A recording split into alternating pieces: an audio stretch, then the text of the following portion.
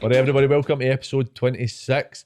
I feel like I've literally just said that because we just did the roundup there about 10 minutes ago. Never mind the roundup, man. No, We've got a captain of a Premier League football Don't you club in start, here right? Don't in the start. house. We'll get to that, right?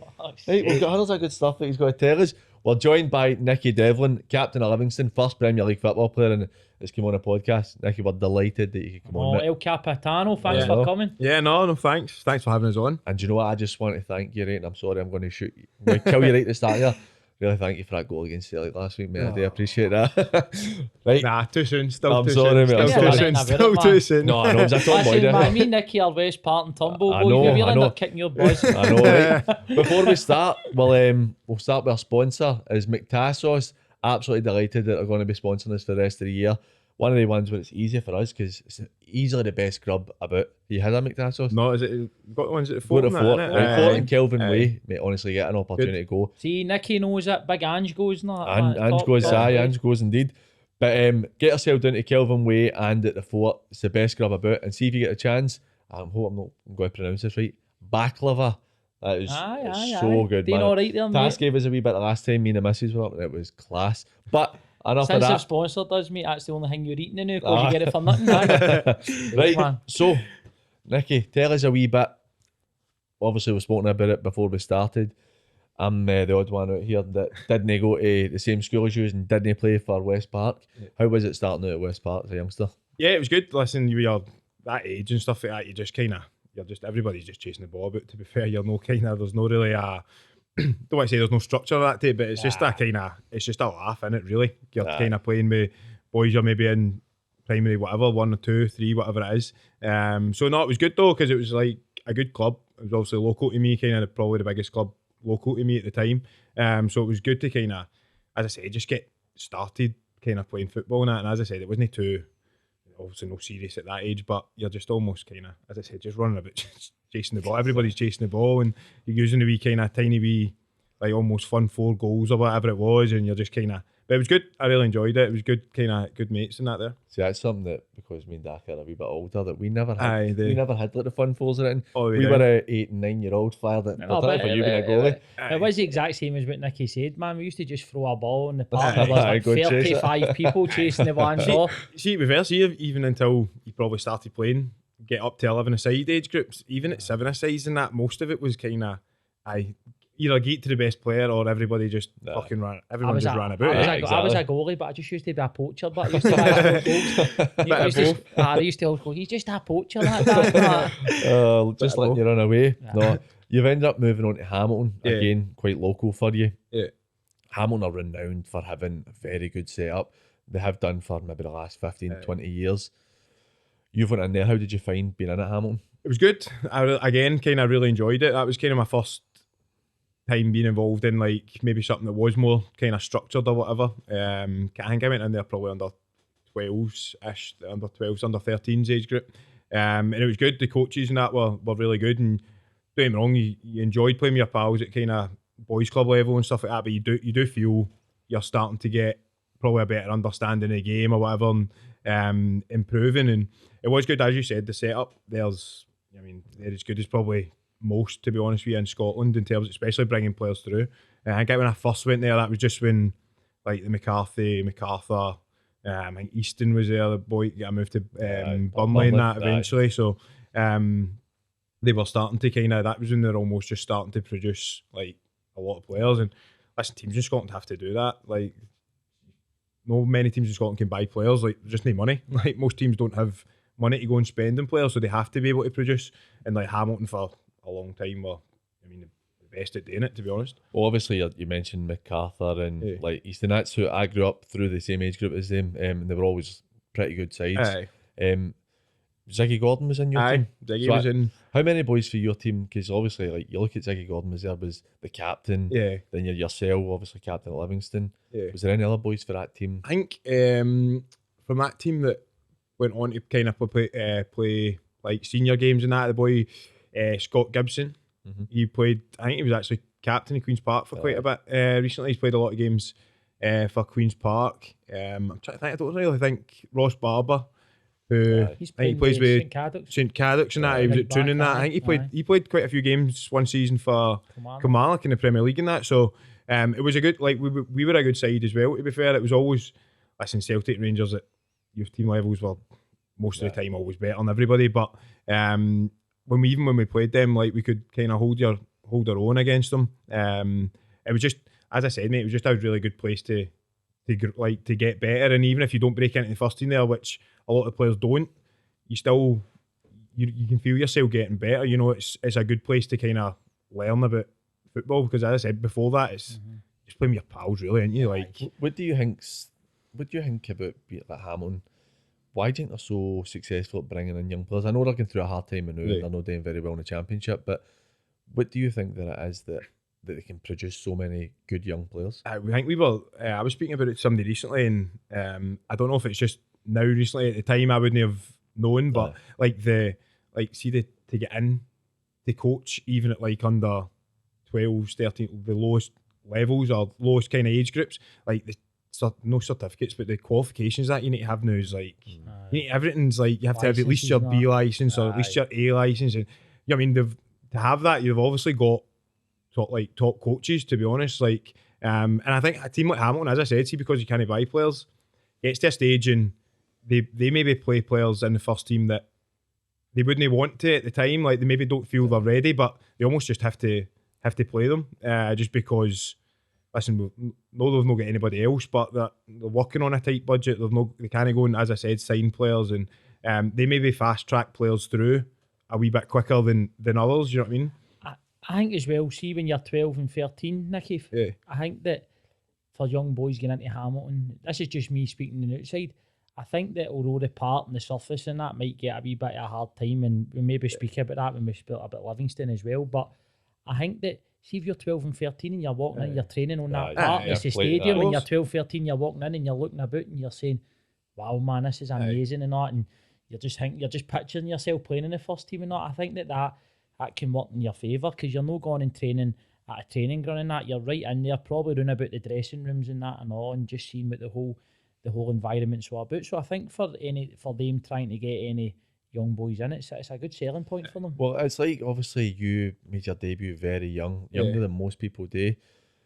I think maybe shows that, see, a lot of boys who, and I know it's the nature of the beast, boys get let go and stuff, but it shows that, see, when you mentioned that Hamilton have to play these boys when they probably wouldn't want to, in a sense, at the time, but it shows that there's a lot of quality there that gets just put to the side because they don't get the opportunities. 100%. As I said, like, I left Hamilton probably just before, so I was there for maybe 3 years. I went back and just kind of played boys club again until I was like 16. So I went, like, as you said, there's a lot of boys that get kind of, like, doesn't even need to be termed that almost classed as released. Just at the time, you're not ready to make that jump up or whatever it is. Because I think it was the time I left at under 15, so it was then going 15s to 17s. So you would be then playing against boys sometimes the year above you. And listen, some people are just a lot of the time it's in Scotland, unfortunately, a lot of the time it's physically they aren't ready. I don't think that was in terms of for me exactly, but a lot of boys, how many boys you see that I got released because physically too small now, or too, I mean, will they be able to deal with the kind of physicality side of it? Whereas, I mean, a couple of years down the line, I mean, these boys they're eventually going to grow. You know what I mean? You're very rarely you get somebody and they just don't ever grow. You know what I mean? They're going to get bigger. They're going to get that side of it. But so many players get. How many times you see even like Scotland captain now, Robertson? Like, I know. At least for Celtic, I think he was one of the ones that was potentially, because he wasn't big enough or whatever, it was kind of too small at the time. Goes to Queen's Park, kicks on, and then. Well, that's the thing. It's something I'm going to talk about. You mentioned Robertson with the progression he had through here.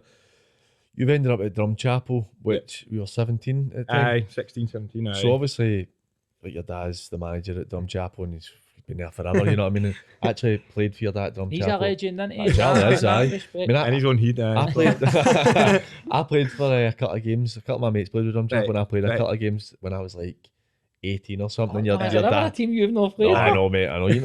You know, everywhere. Every week. See, being that young, because the Drum were, I think I'd imagine it would have been the All Caledonian League at that time, who at that time was the best amateur league. Do you think getting in there helped you, because you're playing against proper men, you know what I mean? Yeah. Do you think, how much of a difference did that make to you? Well, I think it was from like early on. I kind of, as you said, maybe 16, 17, like you start playing against guys, and you do physically, because obviously, as I said, when I went to Hamilton, you kind of maybe understand the game a wee bit more, like through the coaching and stuff like that, whereas you play against, men or amateurs or whatever, you're playing against guys, you know what I mean, at the end of the day, it's a completely different game, because before you're going from, it's all about like, let's develop, and it's about how you're getting better as a player and getting better, whereas you go to, listen, even at amateur level, like guys you go on a start, why win? Like it's no like they're no there just to kind of, obviously they have a laugh or whatever, but a lot of the time it is with their mates or whatever. But at the end of the day, they want to win. Like they're as competitive as as anybody. You know what I mean? Players that are playing amateur level. So no, it was good, and that's why I think even when I went to Dumbarton and started playing, like I played a lot of like men's game from very early. And I think that's been like good for me in terms of like my development and that as well. I totally think a lot of the time these academies are brilliant, and I really do. Like the coaching they get is unbelievable, but I think it gets to a certain stage and you have to start like there's no substitute for playing games. Playing with men. Playing with men. I mean, the thing is, we've both had it. We like played youth level. You were at Thistle, and I was like St Mirren and Airdrie and stuff. And it isn't until you start getting into playing like reserve football and stuff where you realise the difference of being at your own age group. You've ended up going to Dumbarton. How did that move come about? Because obviously the Drum's not too far for Dumbarton. Yeah, I think as you said, it wasn't too far, and I knew the manager at the time, Jim Chapman, was at Dumbarton, and I went down there at first. When I first went there, I kind of played under 19s, not for long to be fair, and then I was doing well at under 19s level, and Chappie asked me, like, well, don't say ask you, because you can't. It's not really a question. It's not really a nah, you're alright, I'll leave it this week. But then he got me involved kind of very early on, training with the first team at Dumbarton, and again, like even training with some of the guys that were there at the time, because Dumbarton had a good side, and Mick Dunlop, Stephen Murray, Ryan McStay, had good players. It was a year they kind of. I don't say Ryan McStay's a good player. I work with him, man, and he blows his really? trumpet. Honestly, see that pish we need to get off McStay on Twitter and all that. He's been on the show. He was on the show last year, and like I played against McStay when I was younger, and Dax pals him and stuff, and you're like, we can't have McStay. He's a serial name dropper. He's a serial name dropper, mate. That's all I hear, mate. But for myself going in when they guys were like the first team players, I mean, just straight away, it's just standards straight away. You just get used to, listen, it's no like just a laugh and a joke anymore. Now it's like serious stuff. So that was good, perfect for me, even as a young boy. And don't get me wrong, they were no harsh on you, but they would go on to you if you weren't pulling your weight, because at the end of the day, I mean, we speak about them wanting to win. It's their job. Aye. So I mean, if you're not pulling your weight or you're not helping it, they're not going to be happy, you know what I mean? Bonuses, potentially affecting money that they're poking at. Definitely. This is something we talk about quite a lot, where how did you find that mentally stepping in to that level? Because obviously you've had a wee bit of experience at being at the amateurs, where I know that it's a good standard. I mean, the Drum are a team that have won the Scottish Cup and all that, really good level. Yeah. You've been in with them, but went back to your 19s, where again, like you spoke about earlier with Hamilton, it's not quite the same thing when you're at the youth football, because winning is important, but it's not everything. How did you deal with it mentally? Were you quite one of the people who just, no, I'll just go in and it's just my team that I'm playing with now? I think it was, to be fair, it was hard. The first year that I started playing with Dumbarton, we were like really struggling. And to be honest with you, I don't say that's maybe why I got in or I got my chance, to be fair. But I mean, most of the times if your team's flying or team's at the top end of the table, your young boys maybe don't break in as easily. So in a way, it was good for me that they maybe weren't doing so well, because I came in and almost played. When I came in, I played every game basically from then till the end of the season. So it was, I think when you're a young boy, you have that kind of, people are saying to you names that you're playing against and that, and maybe if you, like nowadays, like even myself, like you know who you're coming up against, you want to study them and see what they're like, what they do, what they don't do, blah blah. But when you're a young boy, you're kind of just like, well, just go and play. What were you like, Nicky, in the dressing room? Were you outgoing type and that, or did you get involved in the banter with the boys at a young age, or were you just finding your feet? I think like at a young age, I don't think I was. You know what I mean? I'm now fine. I'm involved in most things, but back then you were kind of, Because for me, see, just still being 16, 17, you're still at school and that. So I mean, these guys are coming for like their work and whatever, and this is their. Because obviously I didn't get paid or that at the time. I was just on like amateur contract, even though I was playing basically every game. So I think you almost should kind of keep your head down and keep yourself to yourself, and you don't want to. Listen, you want to show your part of your personality as well. You don't want to just be sat in the corner no saying a word, because then I don't say you don't get respect in that, but sometimes, you know what I mean, sometimes you would rather young boys they have a wee bit to say, you know what I mean, they are a wee bit chirpy or whatever, as long as they can kind of, you know what I mean, back it up when it comes to it, when you really need them. But I think, to be fair, at first, as I said, I'm still at school and that, and I was probably just sat in the corner, and there was big personalities in the dressing room. I know kind of said about McStay and that, but like McStay and other boys that were there, I've mentioned Stevie Murray and that, they played at a good level. Stevie Murray played at a good level with Kilmarnock and Thistle and that, so there was like big characters in the dressing room. So the banter decent then? I was good at Dumbarton. As I said, I was probably trying to avoid any of the banter being directed at me, to be honest with you. I'm kind of sitting away from everybody, probably trying to and it was just different, obviously, being there, because there wasn't a fixed base for us in terms of your training. Like, we were training at Tory Glen, and you were obviously, when you got there, you were straight on the park, so there wasn't that kind of, you weren't in the dressing room loads of the time, and you were kind of, the only time you're really in the dressing rooms is come a Saturday or whatever. Training, I mean, a lot of time, you know yourself, it's like when you're part-time, you don't get a lot of, there's not a lot of time for coaches and that to get their work in anyway. So as soon as you're on the park, it's almost like straight at it. And we had Jack Ross when basically when I was first there, and I mean, when you were there, he was the assistant. He was like, when you were there to train, you were there to train, because as I said, you don't get a lot of time. Different being full time, because maybe do have that extra, 5, 6, 7 hours in a week. You know what I mean? But no, it was good. But I think I kind of try to keep, as I said, keep the banter away from me when I was that age. You're talking about Chapman's brought you in. Yeah. So you get your debut on a Saturday, and he goes on the Tuesday. Yeah. Obviously, as a young boy, you're in about the club and stuff, but what's that feel like for you? Because you're like, oh shit, this guy's just brought me in, and then I could be bombed right away. That's the thing, and we didn't, obviously we get scudded. My debut, we get battered away to Stenhousemuir, battered us. I think I basically scored an own goal inside at 30 seconds. No far off. No far off the exact same goal as the Celtic one last week. But no, it was a time like that, you know what I mean? The manager gives you your debut, you're like, right, for somebody to give you their debut, they must like you to begin with. So Party is like, right, I could be in here if obviously he's going to be the manager. He obviously likes me because he's played me to begin with. And then on the Tuesday we went into Tory Glen, and for training they pulled everyone in, and just kind of said that was in my way. So me, I've obviously just come into a first team dressing room at this point. Never experienced anything like this, so I was kind of like, almost like, what happens now? Even in terms of do we still go and train now, or do we just get in our cars and what happens? So it was difficult, probably that for me, just in terms of, I knew he liked me and now he's gone, so it's like, well, as I said, mate, what happens? You know what I mean? New manager comes in. How many think new manager comes in, wants to bring his own players in? As I said, we weren't in a great position, so new manager comes in and thinks, you know what I mean, do I need a 17-year-old? You know what I mean, for this kind of dogfight that we were in? Probably most managers probably said no. I'd rather go with the experienced boys that were there.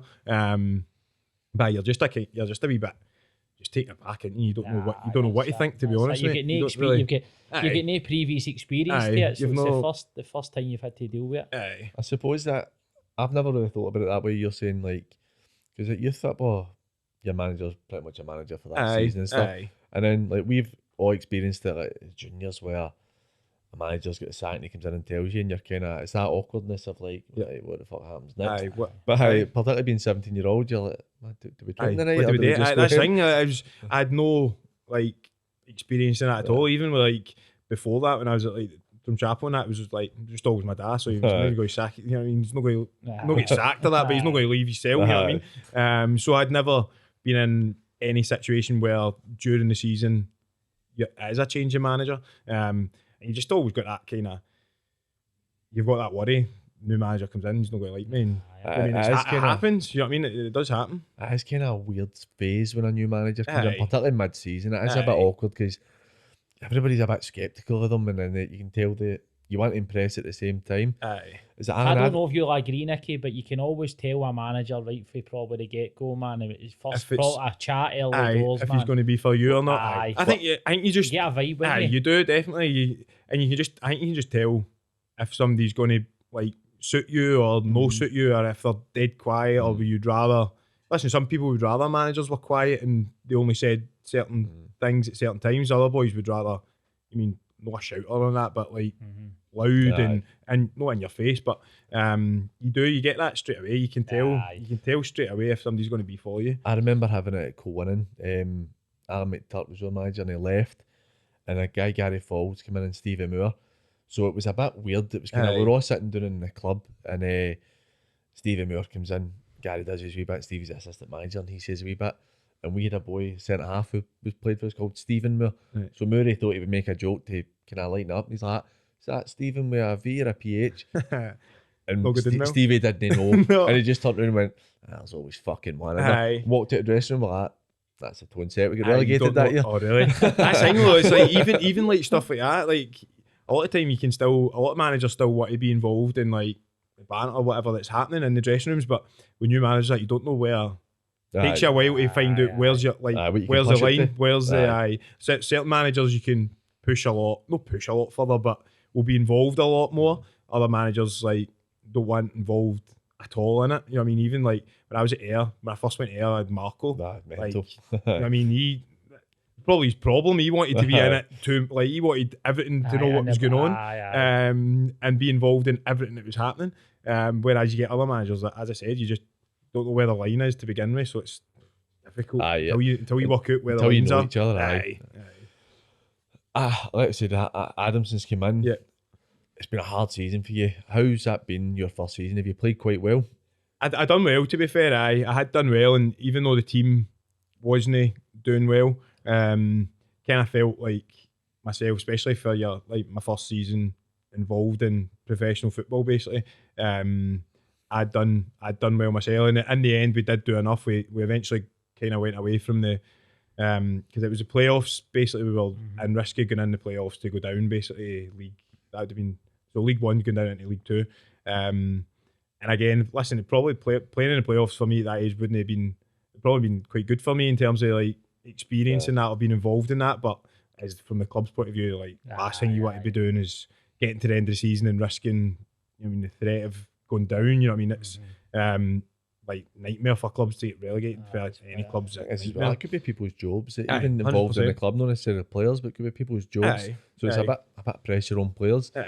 You've ended up leaving. Yep. Is it true you went down and spoke to Ferguson at Preston? I went down to Preston for a week, week training basically, and I was like, when I was down, I was struggling majorly because I obviously played on the Saturday with Dumbarton, and we played at home to Ayr, and the boy it's at Thistle now, well, Stuart Bannigan, remember he absolutely smashed me. Bishop Briggs boy. Bishop Briggs. He was a year above me. Like not Tumble, he went to Bishop Briggs.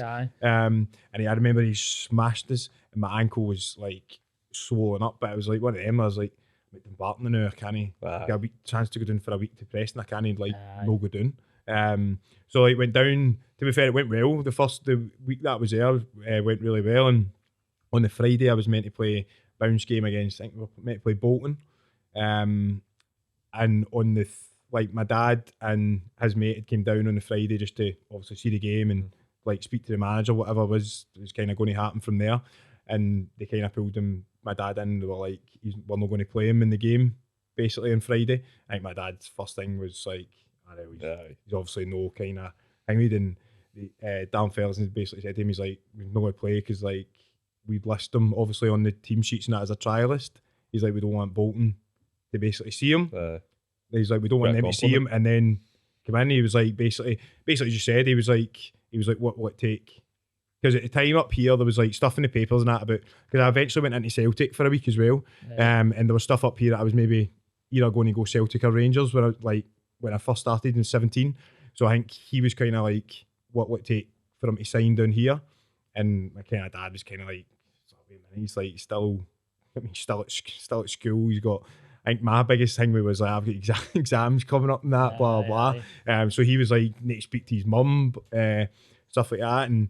But basically we had then agreed, I think it was like that was on the Friday, and then Saturday, Sunday they basically agreed like I was going down to sign. I was going down to sign all the kind of everything was sorted with Dumbarton and everything, and then on the Monday Dan Ferguson gets sacked, and then that was like everything in and out the club just got completely like no shut down, but anything that was going to happen wasn't happening because there was a few players at the time going out, leaving Preston at the time. That Dan Ferguson was trying to get rid of, and even that was like everything just kind of all transfer stuff just get stopped. It stopped, and I was kind of like. So did you have an agent at the time, or was your No, dad it was just like my dad basically helping. Right. He knew his mate who went down with him, Graham Diamond, had been like involved in football and that for years and years. So he'd been involved in professional football, so he was kind of helping my dad in terms of like, not do this and do that, but like being able to speak. And how were you feeling after that? Because did you have your heart set on that move? I think just because I knew everything had basically been agreed in that, and I knew like I was obviously going to be moving down like come the summer, whenever the season was finished, and knew where I was going to be staying and stuff like that and all that. So you were set on this is what's happening. And then obviously for telling that, all your pals not, and then it ended up exactly telling everybody, it's me down England, made it. They'd already organised the trip down when we coming down to see you for a boys' weekend. Exactly, and that was it was good down there at the time because Preston had a few Scottish boys. My boy Barry Nicholson was there, and I think it was Callum Davidson. Right. Because they were when I was down there, I think on the Wednesday, Barry Nicholson and I think it was Callum Davidson were coming back up. Rangers were playing. Let's say Man United in the Champions League on the Wednesday or something, and obviously most full-time teams Wednesdays are day off. So when they were finishing on the Tuesday, I was obviously going to be off on the Wednesday as well. They were like, "We're going back up the road. Do you want to like come back up with us? We're going up for the game." And but obviously at the time I was like, "No." So youth team manager finds out here I've went back up the road to watch a Champions League game or something, or what you went to watch? Get back up the road. I'm only down here for a week. You weren't easily led. But I was like at the time I was kind of.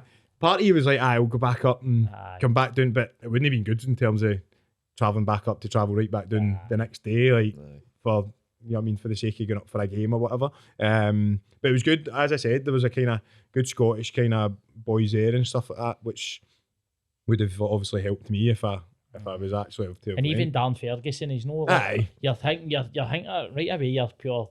But he's Dan, exactly. So you can go into training to watch for that. You're thinking right away, innit? That's the thing. You just kind of your mind starts kind of. The Devlins already had the link with Ferguson and Man U anyway, so it's the only thing. Charlie was meant to be getting into Man United. But the that's it. Like you're because you're only 17 at the time, so you start thinking. You do start thinking. You're like, he's the manager of press. I was like, pre-season. Like, who did he play play against Man U? Like friendlies and. Like bounce games or whatever, did they kind of end up playing against? You know who you could end up playing against? You know what I mean? Especially when you've been going for Dumbarton and playing against who you've been playing against. I'm at this stage sitting on an amateur contract. Were they championships still at the time at Preston?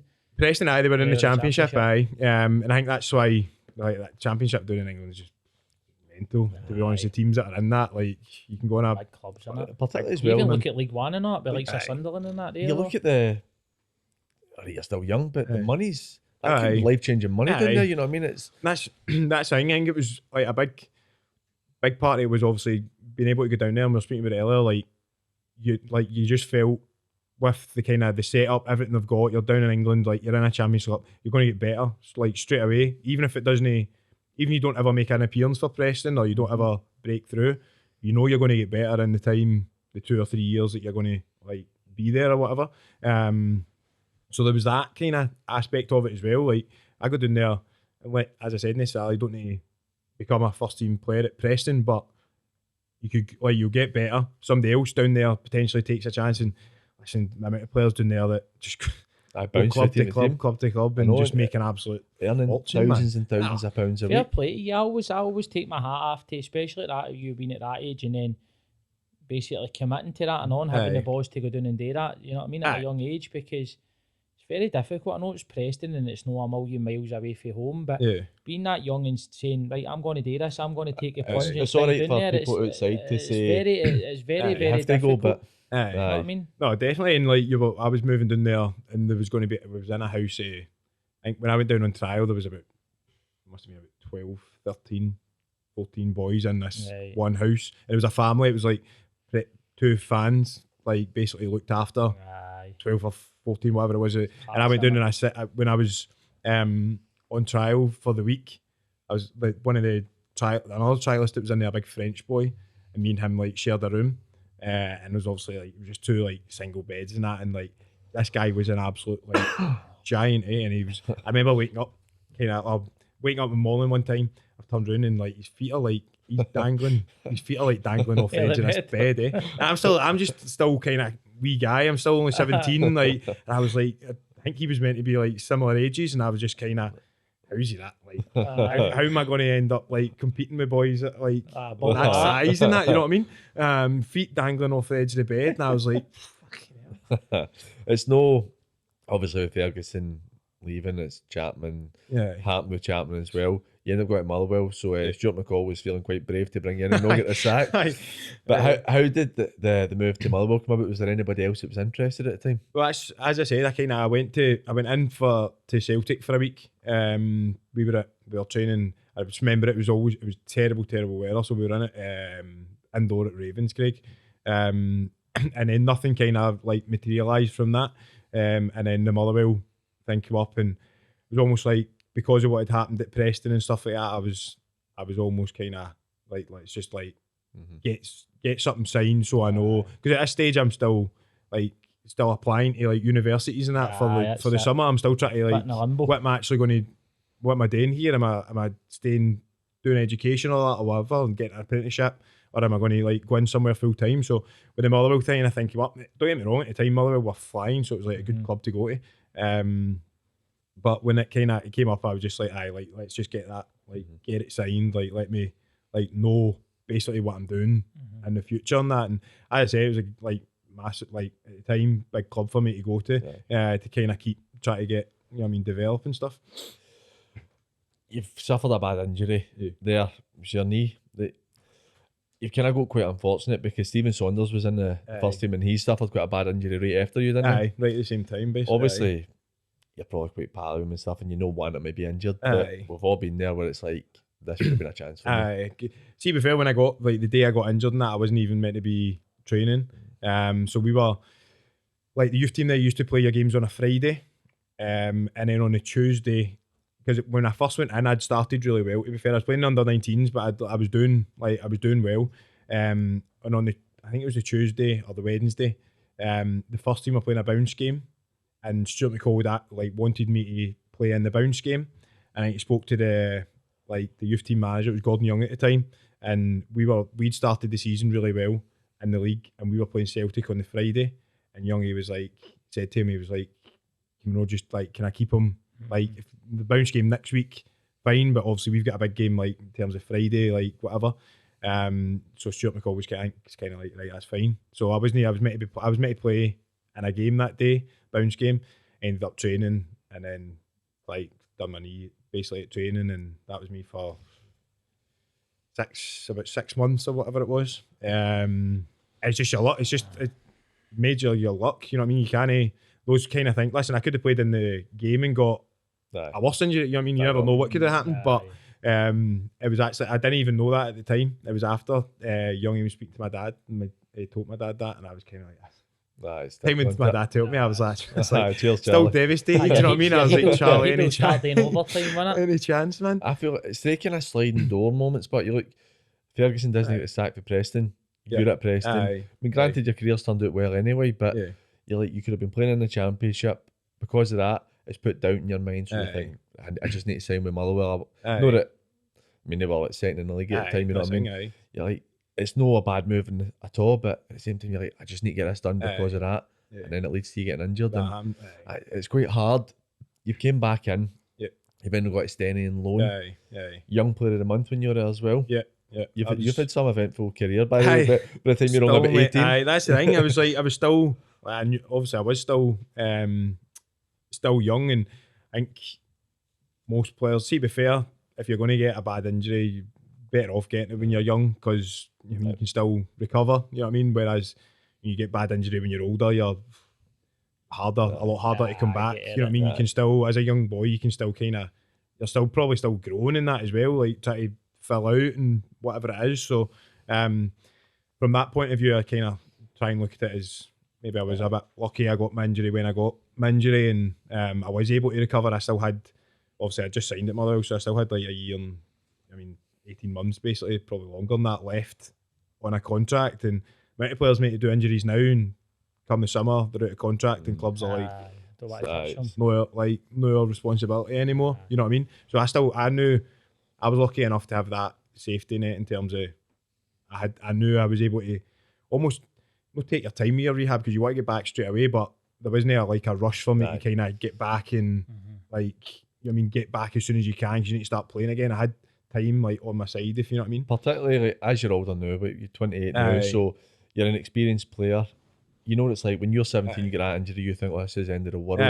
But you look back now and you're saying, well, 17, it doesn't matter if you're known the first team. You've done the right thing, I know, but it sounds as if you've always had a good head on your shoulders, Nicky, because it'd be so easy at a young age just to want to rush back in it, and you're back far too soon. I think the guys at Motherwell were really good in terms of that. Like, they wouldn't, like, see, some days you kind of get your programme and you're like, you know what you're doing the Monday and you know what you're doing the Friday. And on the Monday you're like, Friday's work.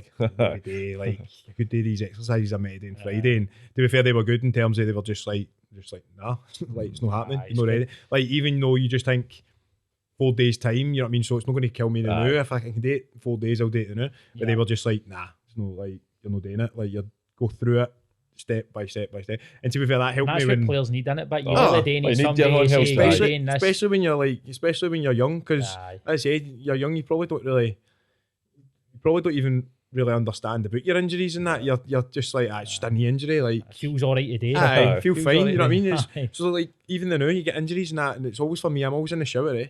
I was like, if you get a sword like hammer that and you start stretching out, you're like, it feels alright in the shower and that. It's like, I'm alright. Could train the day and stuff like that. You go and tell the physio, I was in the shower and like felt fine. He's just looking at me as if like, go and do a 50-yard lung buster and overlap and try and swing up onto the box. Any sound in the shower, you're fine to play or you're fine to train, blah, blah, blah. But nah, it was, as I said, it was probably good for me when it happened, but Motherwell were brilliant in terms of like the rehab and stuff like that. They were like bang on the money, and don't say I was lucky, but at the time, as you said, Saunders done his snapped his Achilles at the same time, so I wasn't in that up in the gym at Motherwell myself all day when everyone else was out training. Me and him went through rehab basically, and that made me and him good pals, to be fair, just because we were going through programmes basically at the same time. We were similar amount time out of the game as well, so it was good to kind of have somebody to be there with you, you know what I mean?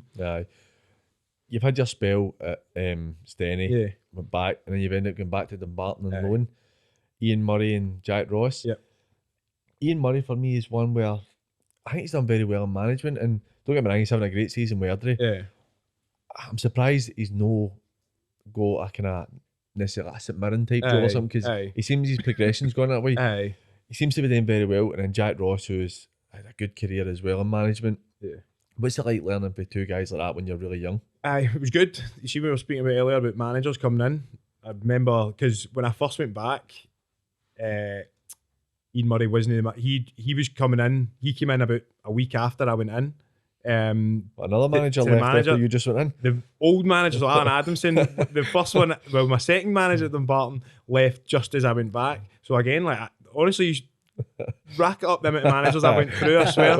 Surprised anyone's ever signed me since. Because if the gaffer's watching us, he'll be sweating out. So it was like, we were speaking about like managers, like first impressions and that, and like when he came in, we were again training at Tory Glen, and Ian Murray must have spoke for 10 seconds. Did he? Just like, basically, hi, I'm Ian Murray, new manager. Jack Ross is on the pitch, like setting stuff up for training or whatever. He's like, Jack Ross on the pitch. I'll speak to boys like during training, whatever. And then that was it. And like, we were all kind of, again, you're all sat there, but you don't know what to expect because see if you don't know, see if somebody doesn't know him. It's different. Like you get a manager coming in and somebody's played with him before, and you're like, oh, he was like this, and he was like that. Nobody knew what to expect almost. So it was kind of like we were all kind of sitting about looking at each other as if like you're going to say anything else, and then he kind of just like get up and kind of like left, and then straight away everyone just turns to like looks at the captain. So we all just turned straight away as if like we just going out then. Is that us just out to train whatever? But no, he was like him and Jack Ross were good. Jack Ross's training was really good. That's why I'm not surprised. To be fair, he's went and done really well, especially like when he was part time because he knew. With Dumbarton, he knew what boys wanted to do. Like train, there's nothing worse than you go to training, especially if you're only there twice a week and it's a slog and it's like rubbish. He knew like what boys wanted, but also what he had to get out of it as well, what the messages and that they wanted to get across. So he was really good. So I'm not surprised when he went to Alloa, he done like very well because he was used to that environment already, like getting boys what he needed, but also like boys were like buzzing to come to training and that, you know what I mean? And the two of them went on and done like brilliant at Dumbarton. We ended up because when we first weren't doing great. That was in the championship. Weren't doing great, and then by the time I'd left there, like I think we beat everybody in the league that year. By the time I'd left, like I think it was Thistle and Morton were going for the title. I think we battered both of them under Jack Ross and Ian Murray. So that was good to learn. As I said, Jack Ross was good for me because he played similar positions. So you could kind of, he was almost, not always on me, but like always kind of pointing out stuff to me that I could do better, which again, young boy. Even Ian Murray playing at Rangers and that, and exactly. He's played at a high level, know what I mean? And he was a defender and that as well. Just the experience they've got and like, even just kind of like wee pointers and that like they say to you and stuff that maybe like sticks in your head and you're kind of, you try and almost take, you try and take as much as you can from most managers, but just like wee things like that. And as I said, their experience was brilliant for me, just in terms of positional wise as well, you know what I mean? You've ended up, it's no worked at Motherwell for you. You went back to Steny, went permanent. I went to permanent, for your debut, Bobby Lynn. Sent off, didn't I? Aye. So how was that? Because Bobby Lynn's obviously he's one of the guys that he's never really played at the highest level, but a very good player though. You know what I mean? Like low leagues, like level, in League 1, League 2, Championship. He was like very good. He was probably the one at that level that I didn't like playing against him. Just partly because I think he was, I don't say he was older, but he was probably in getting to his prime years and that, and I was still only probably 18 or whatever. So I think he knew. I don't mean he knew he had me, but I think he knew every time he was playing against me, he was like, I can get him. Like I know he doesn't like playing against me almost. And I think it was 2 yellows. I think it got 2 yellows. And eventually in the extra time I get sent off. But I think we won the penalty shootout. I think we got through in the end. So, but it was good. Like again, like obviously it's not great at the time, but experience wise, like you start learning straight away. Like you can't maybe make the same mistakes, or I mean you get punished for other things that you wouldn't get punished at youth level or whatever it is. You know what I mean? Playing against a guy like that, it's a lot of experience, and a player like him. That's the thing. He's got, as you say, he's got so much experience, and you're trying to get used to, like, you're still trying to find your way in the game or whatever, and coming up against experienced players, it's hard. Like, it's difficult. That year Rangers were in the leagues. Your first game was it Ibrox, the 8-0 game? How was that? What a bad season this has been already. It gets better, don't worry about it. I don't do any prep for these things. I just come in and just take it as it comes. But by fuck, you're not doing well here, PG. It gets better. That was I remember that day. That was because it was like basically a full house. Because I think it was Armed Forces Day at Ibrox, and I was good pals with Nicky Law, was obviously at Rangers at the time, and I was good pals with him from Motherwell because he was one of the ones I used to do. I used to clean his boots, so I had him and Stephen Jennings, Scouser. So I had him, and he was texting Nicky Law, and he texted me like before he was good. To be fair, he texted me before the game, and he was like, "Just good luck, blah blah blah." And I remember standing in the tunnel, and I seen we were going for playing at Oakville View the week before at home to whoever it was, and then you're going to like Ibrox and there's 50-odd thousand, and he said something to me in the tunnel we were walking with. He was like, said something about like, this is like this is what you're playing football for, basically, as we were kind of, I think it's like simply the best that they play when you're walking out. Yeah. So, and as I said, it was like full. The atmosphere was like, I'd never experienced it before, because obviously even when I was at Dumbarton and that, we never had any games that were anything like that. And at Motherwell, like youth team level or whatever, we never played in front of 50,000. And Rangers scored within about 2 minutes that day. I think John Daly might have scored a hat-trick. Did he get 4? I just always remember, when the 5th goal went in, I've like, whenever it's went, like whatever's happened when it's went in, I was on the ground and the captain was on the ground, boy Ross McMillan, and we kind of like, two is just the exact same time. Obviously, we've just looked at each other, and then both of us just kind of looked up at the scoreboard, and it was like 51 minutes or something, and I was like, oh my God. I was like, this could end up, literally could end up. This could be like anything here, and there's just one of them. See, Rangers still had they had good play, especially for like that level, for like League One players. They'd signed most of the boys that were still playing the Premiership the year before. You know what I mean? Even like Nicky Devlin, that he was one of Motherwell's best players. They finished second in the Premier League the year before. Now he's like obviously at Rangers, so they were still a good side. Don't get me wrong, there wasn't the kind of players they've got now, but they were playing against League One teams. They were good, and it was just one of them. See if you get, it's even similar now. See if you get Celtic and Rangers and they're on a good day. Like we were speaking about it, like from the Living game last week, that we could all play at our best. Still might not be enough. So like we could all play, all 11 of us or whatever the subs, everything could be our best game. Still not might be enough to beat Rangers and Celtic, because if they turn up, you can't do it. So for us at the time, you know what I mean? We were it'd be hard for you to admit, but probably a day like that stood you in good stead for the rest of your career, because you're going, right, I know what I need to do now, and the character you need to jump back to. And how ruthless the football can be, not exactly. And I don't even know if you mentioned it here, but I'll put it in anyway, because then 2 months later or something, we went and get 3-3. So good on you, Nicky. I told you it gets better. No, but even like that, listen, I'm not saying because we lost 8-0, you then went and got a draw. That's no how like it works, you know what I mean? But like as you said, the experience of going there and taking a doing, like especially because I was younger, I can now look back and think it was like learning curve or whatever. Listen, senior boys and that were there probably were like, why the worst this is brutal or whatever it is.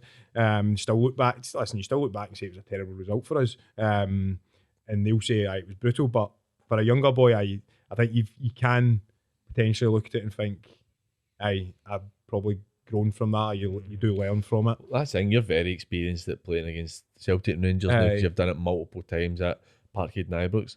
But it's like you're saying, that is a great experience for you. Even it sounds stupid to say it, but taking a doing is probably a good experience for you, because you're like, you got to learn so much more for it. At the time, I always remember it was like the boy Lewis McLeod was playing the left for Rangers when that season, and like Lee Wallace was left back. So like they were, as I said to you earlier, they still had good players. Like McLeod eventually went down to Brentford and stuff like that, and done really well. So it was good experience. Obviously the scoreline was, like, as I said, wasn't good. It was brutal. I almost is like, you've got to kind of look at it as what it is. But as I said, you then go and get a decent result a couple of months later. And, what's the difference for that game? Obviously, you know, the first game we played 2 up front. The second game we sat. Second game we didn't play any up front. That's like when we first, before the 8-0 game, we actually we had started the season well. We were doing all right, and we were playing 2 up front. We had Sean Higgins and John Gemmell, so it was like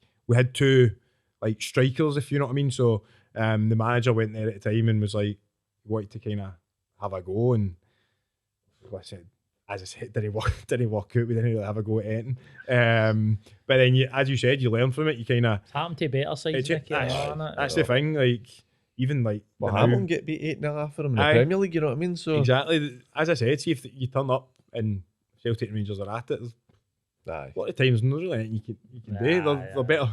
End of the day, they're better players. That's why they're playing for Celtic and Rangers. You know what I mean? To touch on your time, Scott Booth has been manager for a spell. How was your relationship with him? Because he seems kind of quite aloof. I don't know how to get a feel off him when I've seen him on the telly. I didn't. I didn't really have a bad relationship with him.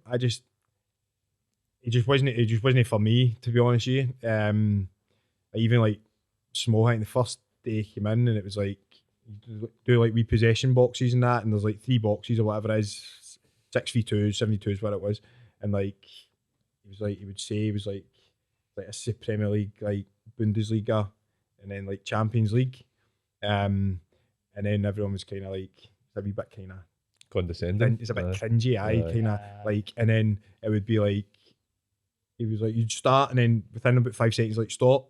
He's like everyone's turning. He's like just to make sure is anybody else played in all 3 of these, and then you could like see for me at the time I'm obviously still only 18 and I'm just kind of like whatever, but see like some of the senior boys are like they're lost bangers straight away. And that's your first training session, as you said, mate, first impressions, and straight away a lot of the senior boys are like he's a tosser. See that it depends on the way people carry themselves. Because Sean Collins, but when he was at Hibs, I know. Similar, I heard he was one about his top off and saying all the players like you might have this.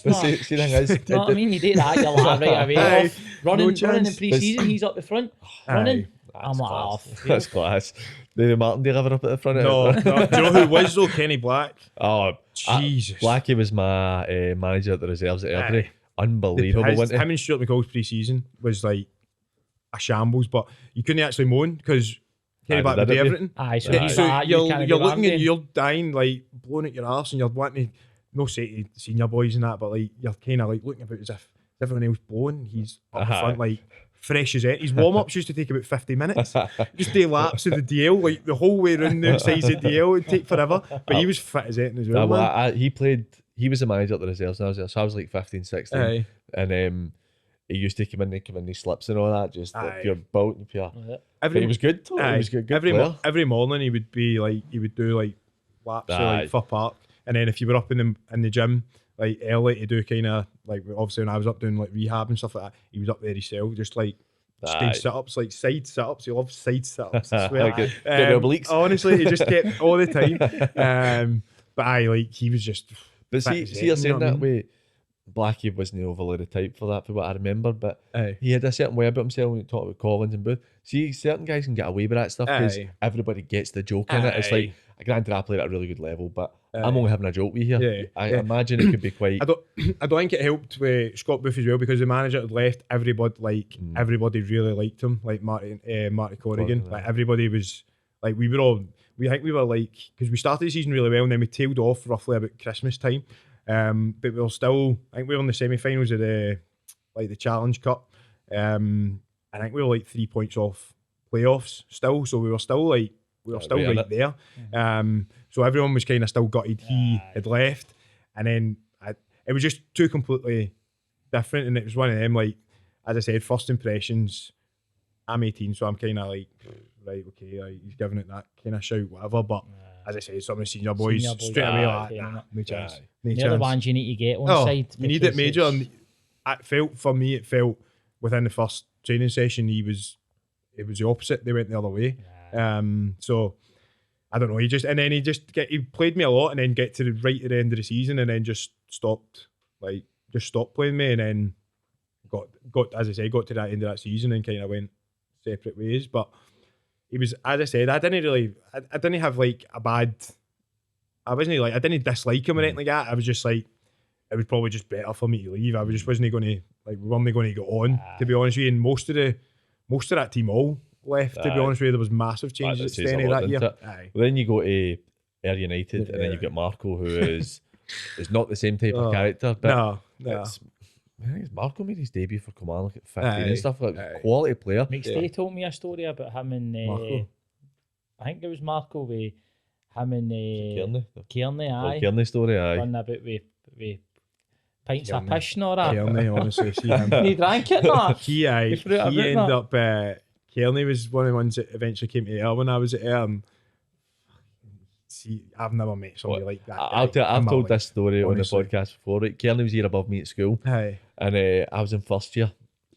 So I'm sitting outside the head teacher's office. I'm about to get up the road. I'm not feeling well. Kearney just, like, the way my school was, you didn't just get to outside the office. I don't know how he's ended up getting there. Walking down all these corridors and turns and sits beside me, just plants his arse right beside me, looks at me and goes, you could batter me. So Honestly. I'm like, I think he's testing me. So I'm like, aye. Couldn't he was like, cool.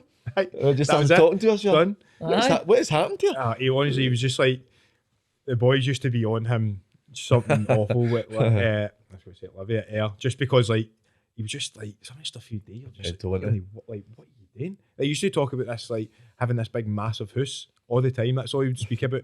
He was like, have you seen his size? Because the way he talked, like, you seen his size of my house? You're like, and then for ages his WhatsApp picture used to be a picture of a hot tub, and the hot tub was in his mum and dad's house. It wasn't even in his house. And honestly, the boys used to absolutely hammer him for it. But like, Kearney was no similar to Marco, but Marco was just. Kearney stays out in Livy now, doesn't he? I think he stays out that way, because it used to take him ages to get to training. Because obviously it was a bit of a joint for him. He used to always complain about what time he would get back at like night and that, and boys would be on him, and then that's when it was always like, but a big house, I'm going back and that, and he's like, you should see my house, you should see my house. No bother, Kearney. He used to talk about, I think there was a season at Hibs or something that he must have set Griffiths up so many times. And used to talk. That was all he used to talk about. The amount of assists he got for Griffiths one year. I got my move to say. Exactly. I got my move and that. Exactly. So how was it playing for Marco? Marco was brilliant. I just think he was. Spoke about it earlier. He just wanted involved in. He still wanted involved in everything. You know what I mean? Like, I think at the time he was the manager and Andy Milne was the assistant manager. See if you were to switch their roles. See if Marco was the assistant and Andy was the manager. I think it would have been perfect. Because I think Marco's very good in terms of like he does know, he knows his stuff. Like Marco's like top player, but he just, I don't know. I just think he probably found it hard because he went from being a player at Ayr as well. Like I think that transitions. I think that's really difficult, especially when you're somebody like Marco who is involved in anything that's going on at a club. He's like, he's a part. He's involved in it. So it was probably hard for him, maybe being involved in it, and he was still trying, but. We didn't do well that season, to be fair. We didn't it just didn't really kind of happen for us, to be honest with you. But he was like, as I say, great guy and stuff like that, and he obviously took me in there, you know what I mean? I could have been majorly like looking for a club, you know what I mean? I might have known I had anything when I'd left Stenhousemuir, so like obviously I'm always kind of grateful for him. He likes to tell me how he saved my career all the time and that as well. Well, I mean, that's good to hear that, because I've always got aspirations to be a manager. Backs Marco. Aye. But I think that would be my problem. I love to be involved in everything. So probably the role I'm at the news, I deal with a coach or an assistant manager. I'm assistant manager now, because when the boys are all talking about a night out and not in the dressing room, I get itchy feet and that. What's happening, boys? Am I allowed to come? I just think, see, to be fair, now he could probably, listen, I've no been in a situation, a dressing room situation with him recently or that. So he could now probably be, maybe not ready, but like he could be that manager type. But just at the time, I think just from going from player into manager, like, because he was still registered as a player when I first went. So it was, I just think he found it like hard. And listen, you knew there was a manager's dressing room, but he was never in it. He was just in our dressing room all the time. Like, whereas other managers are the exact opposite. You know what I mean? You don't see them. Well, he's just went in as assistant manager at Van Afton now with Ryan Stevenson. But it's like you're saying that with Andy Milne. Andy was assistant at St Mirren when my brother was there. And that's another fit guy, man. Oh, he was an absolute machine. He played when he was 40 or something like that. Queen's Park, he was still playing St Mirren and that as well. He was just ridiculously fit. Right, so you've got another manager sacked. Right, so Ian McCall comes in.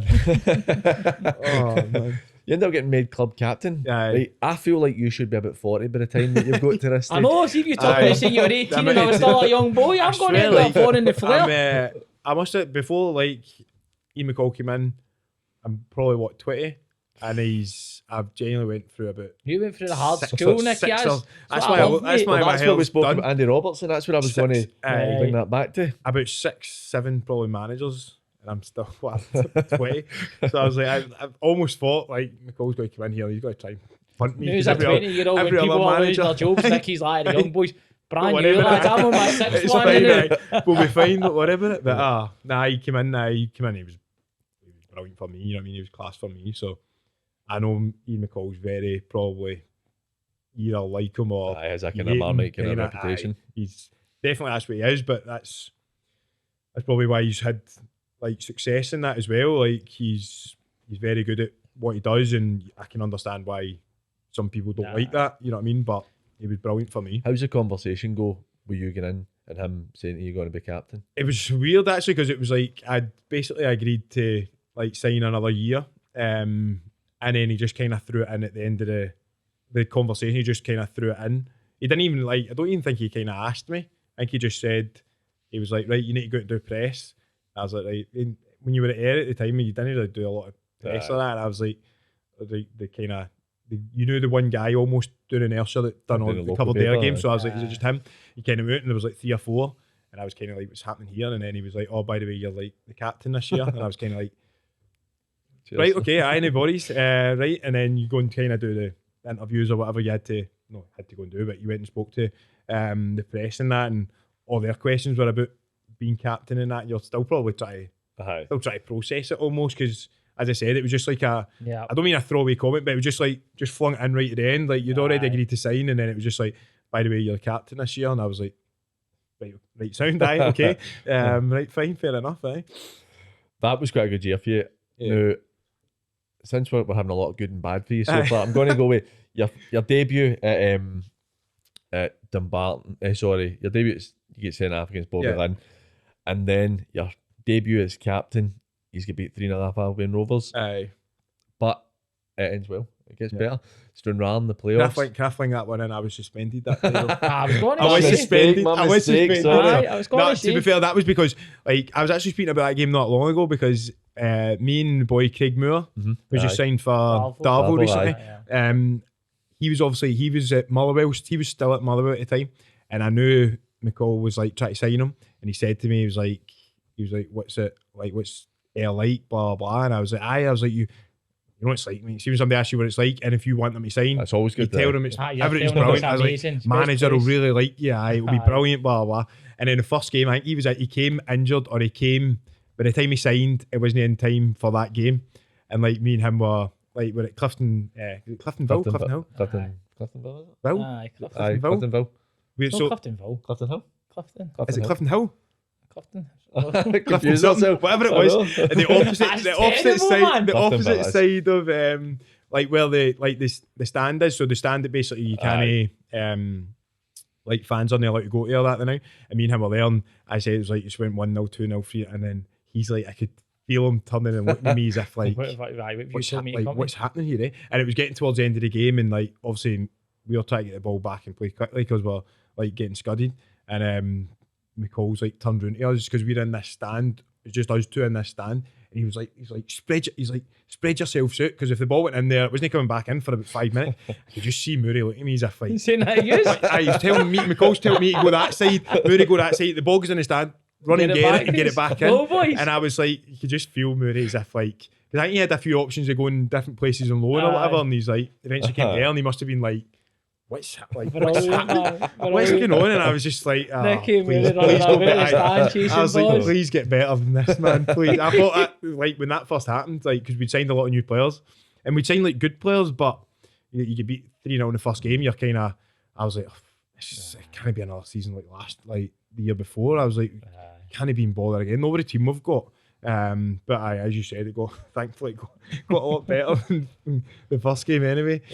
So you've had Stranraer in the playoffs, one each, that 94th, something like that, equaliser, and then you go and draw with them and beat them in penalties. What's that experience like? Because obviously you've been involved in the playoffs and the other end of it. What's it like trying to get promoted into a higher league? It was class, to be fair. And listen, Ayr probably are a team that they should be in. The championship should be the level that they're at, and obviously being able to help get back up to that level, because they hadn't been there for a couple of years. They get relegated 3 or 4 years before it, and then we're kind of stuck in League One for a while. So like helping get back up, it was almost because we'd done really well that season, and we finished second, so we were obviously the second best team, and Stranraer finished 4th, and like just getting the playoffs right at the end. So they were probably the team coming in on form, and we're the team at the end that are kind of, it's hard because you get to the last 3 or 4 games and you know you're going to be in the playoffs, but like you still get 3 or 4 games to play. I don't say they don't mean anything, but like it's hard. It's hard. And they're obviously Stranraer to get into the playoffs are having to win and win and win. So they came in with momentum. I think they battered Livy. Actually, I think they battered Livy in the semis. Took 5 after them or something. So they were coming into the game like confident that. So when you eventually get promoted, it was more you almost just kind of felt like almost like a relief more than you obviously you were buzzing and you celebrating that, but it was kind of thank God that's kind of like you've managed to like help, obviously, as I said, help get the club back to I think minimum probably where they should be. By the time we were lucky the second leg we were done. We were rotten the second leg. See both legs. Stranraer were better than us over the both legs. But we kind of just, as I said, we scored in the 94th minute down there. And they beat us, they were beating us obviously 1-0 that game until we scored. And I think when we scored that, I think psychologically, I think it took out them. I think because I think they were like, they would have fancied themselves to come to our place with a 1-0 lead and almost hold it out. We'd have struggled to break them down because we Moody actually in the first leg of the playoffs get booked, and that meant he missed. So I think they knew, obviously, they probably knew that as well because they were trying to wind them up major early on in the playoffs. So I think if we'd lost that game 1-0, I don't think we'd have turned it round. But I think that 94th minute and just the way then Doc scored it, who at the time never ever scored. I think his left foot for the edge of the box, like almost like half volley. I think that knocked the kind of the stuff into them. And don't get me wrong, even the second leg they should have beat us. They were much better than us at Ayr, but they missed a few chances, and you're just like, the longer it went, you were just kind of like, surely got to be our day, you know what I mean? See the championship that obviously you get promoted. Yeah.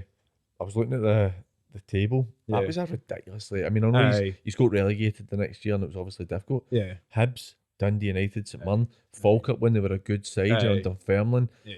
Morton were a good side at the time as well. That was a cracking league you were in. It was difficult. We've honestly at Christmas time I thought we were fine because St Mirren were done, absolutely done, and they get rid of the manager and brought Jack Ross in.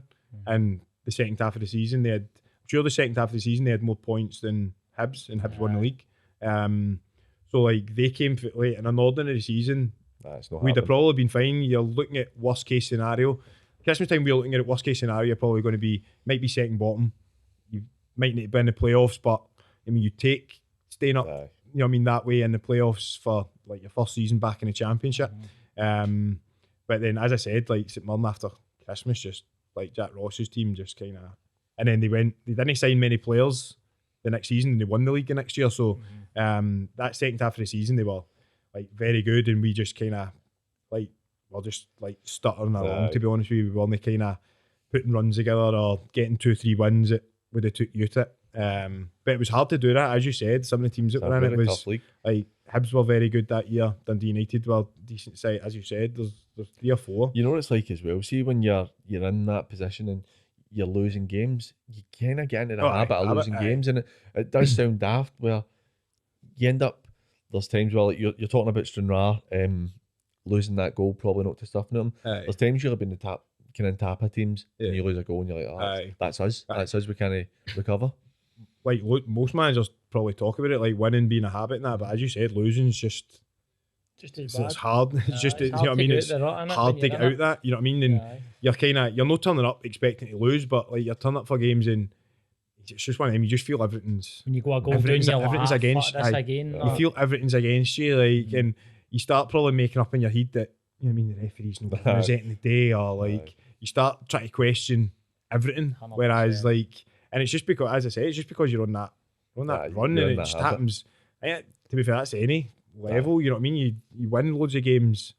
You go into games thinking beat anybody, you know. Like last year with us, that kind of unbeaten run movement on. You were just turning up for games thinking, no matter what they do today, like we'll beat them. We'll beat them, and it's, as I said, you get in that kind of run with losing as well. It's mad the psychological effects it has though, because you've got the same ability you had before, but it's like you just can't see it through. Your contract finishes there. Yeah. You've been linked to a couple of clubs. Like you spoke to St Mirren, Dundee United. You also spoke. Did you speak to Kelly, or did they? Spoke to Kelly. But to be fair, that for me that was more that I would never have like it was Lee McCulloch was the manager at the time, and it's so hard in football. How many times like you've seen boys like no turn their nose up or something, but like pie somebody off, and within 3-4 months they've got a job that they move into another job. Aye. You're already there, and 3 or 4 months ago you think so. For me, a lot of the thing about like even speaking to them was like I was like, I can't respecting. I can't like he could, even if he like gets another job somewhere else, like he's always going to remember he didn't even want to didn't even want to speak to us, didn't even he was a Premier League manager at the time. This boy's playing the Championship and he doesn't even want to like, so it was more of a like, for me the Carmarthen one was like a like I wouldn't have kind of courtesy almost in a even sense. like now obviously he's moved to, he's like a Hearts and that now, like again, listen, I'm not saying there's anything there, but I mean if that was ever to he could easily turn around and say he's a prick, he's a kind of, I wouldn't, football's too small, a kind of too small a circle, and like no chance, no way anybody. But I was, to be fair, I'd agreed to sign with St Mirren. I was going to St Mirren. Right. I'd been in, spoke to them, everything was kind of again basically sorted with Jack Ross, and then the kind of Walsall came up like last minute basically.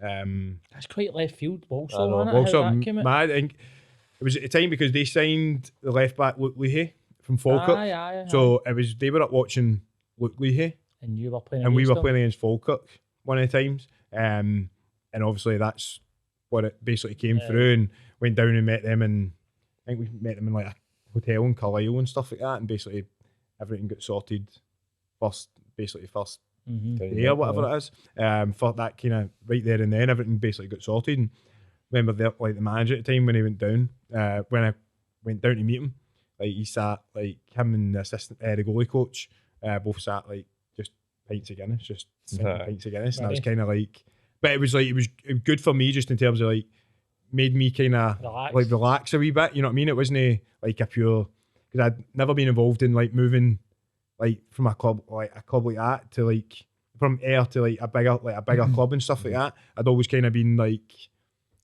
similar levels, so I was moving to a bigger club and seeing them kind of just, as I said, sitting like having a couple of pints or whatever, it was just kind of straight away I was just like, okay, that sounds probably here, gave him like, a good chance to relax you and suss you and see what you were kind of all about, do you know what I mean? Aye, definitely. So no, it was definitely kind of, it was like left field, to be fair. What was it like down there? What was it? It's good. I liked it. I really liked it. It's just where is Walsall? Is it near London? No, Birmingham. Birmingham, basically next to Birmingham. Aye, Midlands. So it was it was good in terms of, there was obviously a lot of some of the travelling in England's a shambles for some of the some of the teams. It must be like just quite a heavy calendar they have in there as well. Just that was the hardest thing for me. I was going for part time, like, so Ayr, I was still we were only twice a week, and then you're going down there to, I think, well, first of all you're going full time again, so that takes a bit of adjusting, and then as you said, 46 league games, an extra 50 plus games this season. Like at least in it, and that's the thing. Like, see up here, I know obviously we've not had a game this weekend, but there's not many free weekends up here.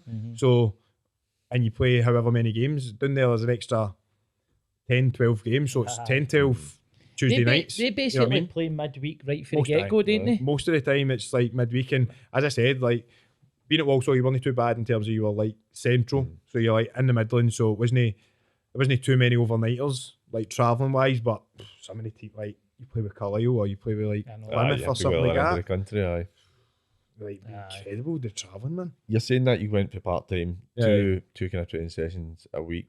Yep. We had a live night, and Darren McKinnon was one of our guests on it, and he spoke about going for Clydebank to Hamilton, and he said he really struggled with the full time kind of fitness and the way it was.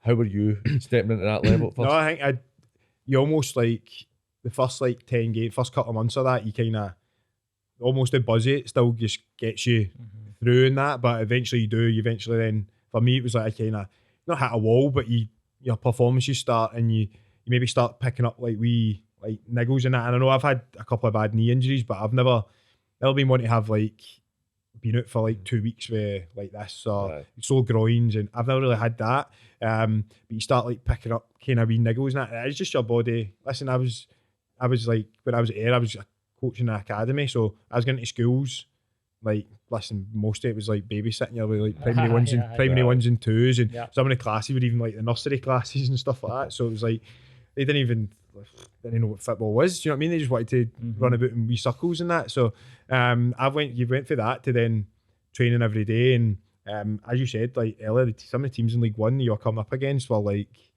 difficult. You know what I mean? You go to like Sunderland, going to like Portsmouth, places like that. It was hard, and just physically, you just find that kind of like you just almost feel like can I do this? But it's just, as the boy McKinnon probably said, your body's trying to get used to it. It's a big jump, and either way, see either going part time to full time or full time down to part time. I think that's why a lot of guys struggle maybe when they leave full time and go part time, because they're not used to like only doing, and then the onus is on them to then go and do the rest during the week. You know what I mean? It's hard. Who was playing with also at the time? Any players that will know? Characters? No when I first went, but Russell Martin was there. This is my second year. Russell Martin was there. What's Russell Martin like? Because second year. It seems as if he's grasping the managerial. He's some of the stuff, like, if you've seen some of the stuff with like MK Dons and that, like their training and that is like the football that they were playing with the goals they were scoring. Total, like he is just total like nobody kicks it more than 20 yards probably. And it's basically mad because I wouldn't say he was a player. It was like, see, the first when he played for Walsall, I think he was only there for like the first 6 months, and then I think he actually left and went in coaching at MK Dons. But like even like with us, like you could tell he was starting to, obviously he was coming to the end of his career, but you could tell he was starting to almost think kind of coaching wise, because he was like wanting, even when he was on the park, he was wanting boys to like pass it a lot more and like don't like just do this. And like his experience, because obviously he was at Rangers the year before. I was at Rangers the year before, and then he went back to Norwich, and I think his contract ran out or paid up, whatever it was. And then came to us. So he was like massive in terms of like experience for us, kind of played like a lot of games international level, played Norwich Premier League for a good few years. So he was good to kind of like have, but you could tell he was thinking about the coaching side. And I was actually speaking to him not long ago. I spoke to him after the last Old Firm game, and I was actually asking him about the boy O'Reilly, because he's came obviously from MK Dons. He was saying he was desperate to get the Swansea chairman to sign him. He was like, I was dying for him. He actually said to me, he's like, he'll play for England. He's like the boy O'Reilly. He was like Celtic will make 5, 6, 7 times what they've paid for him. He's got a lot of quality, but I suppose you'll have to leave Celtic to play for England. Of course. But Russ has done really well. He's done really well at MK Dons and got moved to Swansea. I think it's been a tough season for him, but like as we've kind of spoken, that Championships. It's particularly see if a guy wants to change that whole philosophy, then you need to give them a couple of years to be able to do it. Definitely. You've stayed up on the last day. Again, you're kind of the flip side for what you were with Ayr when you said kind of promotion and stuff. How's that been? Because you always see this stuff down south. It's a very big thing when, like, obviously it's up here as well, but clubs make a big deal of when you manage to stay up. It's like a celebration. How does that feel for you as a player? It was just, I think we kind of like, we knew like, and being in League One, like Walsall wasn't a big League One team. Like we were doing well to stay in League One, if you know what I mean. Even like say like teams that were down the bottom the first season when we were down the bottom, like Bradford and stuff like that, teams that were big still get like 20,000 fans going to their games and stuff like that. So like we knew we were majorly punching above our weight.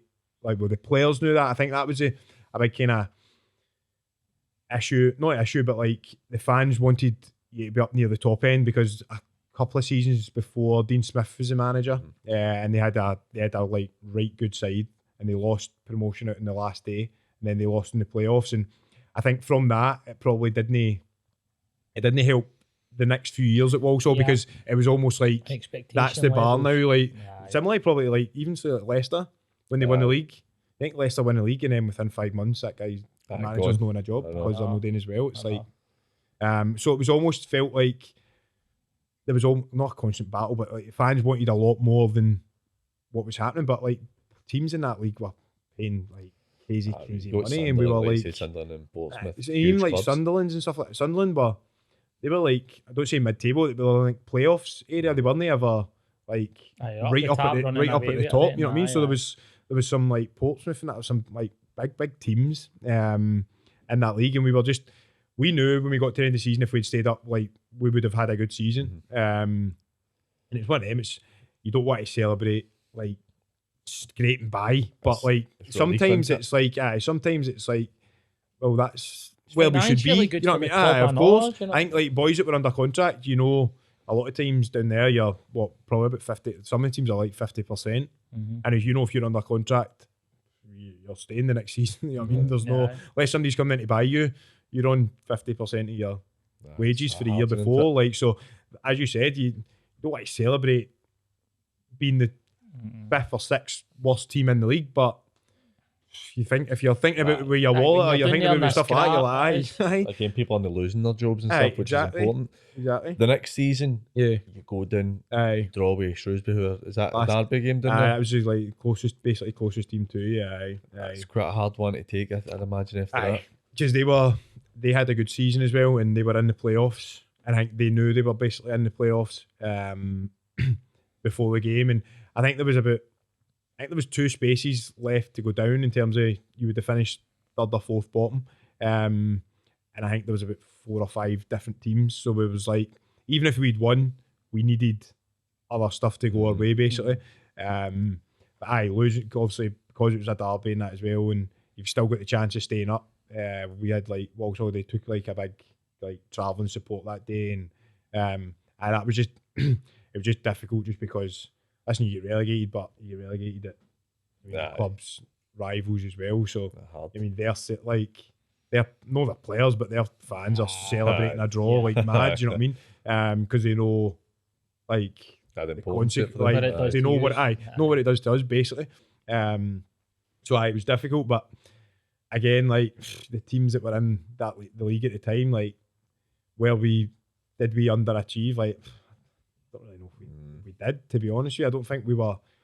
I think where we finished roughly, give or take 1 or 2 places, was probably where the club was at the time. You know what I mean? And even now, they've went down to like League Two, like struggled in League Two for the last 2-3 years because they don't pay big money. So even in League Two, they wouldn't have been big players. So try to compete in League One, where, as I said, some of the teams that were spending like crazy money, man, crazy. Gary Holt's taking you to Livingston, brought you back up the road. Was it your intention to come back up? No, manager eventually left. I wasn't going to say I went through 2 at Walsall, and then there was a caretaker at the end, so there was 3 at Walsall. When he heard that you were leaving, he was delighted. I don't care about the relegated. As long as Nicky's away, I can get this job. He can go, aye. How did it come about at Livy? Just to be fair, after my first year, halfway through my first year at Walsall, Livy tried to sign me on loan. It was a year they got promoted from the Championship. The year I think they won the playoffs. They tried to get me to come back up on loan, so I knew there was kind of interest there from like before. And then my contract ran out. Walsall offered me a new deal on that. And see, to be fair, I wasn't in any rush to come back up the road. And then told the missus that like good chance to go back up the road, like Livingston, blah blah. And her first thing to me, to be fair, was straight away, she was like, "Is that the Premier League, like Livingston?" And I was like, "Aye." And she's like, "Right, let's go." That's us going back up the road. Shows you the road boss everywhere. But it was one of them as well. See, to be fair, I'd never played in the Premier League up here. Obviously, with Dumbarton and Ayr, I was like in the Championship, so it was like one of the things for me as well was like I want to go back up and like test yourself up there, back up the road. So no, it was listen, it would be a good move for me, kind of all round. So it was perfect timing, to be honest. You've had COVID, which is I wasn't involved at football time. Dak was, and I was kind of like, I know how it was with him at Ashfield. It's obviously very difficult for you the season cut short when he's having a good year as well. I mean, so 6th or something. Aye, we were sitting after 30 top 6, games. Aye. Then we get back playing. Martindale comes in. What was because obviously he's been doing well under Gary Holt. But what was the big thing when Martindale came in? What changed that he's went on that crazy run? That's the thing is like it's weird because I don't think like too much actually changed, but like then you look at it and you're like, well, we were on a bad run and then you went 14 games with it losing. So it's like something must have changed almost. But listen, when Gary Holt left, we played Ayr in the cup, and I think we beat Ayr 4-0 that day. And I think obviously we got a lot of, like, you win 4-0, you get a lot of confidence.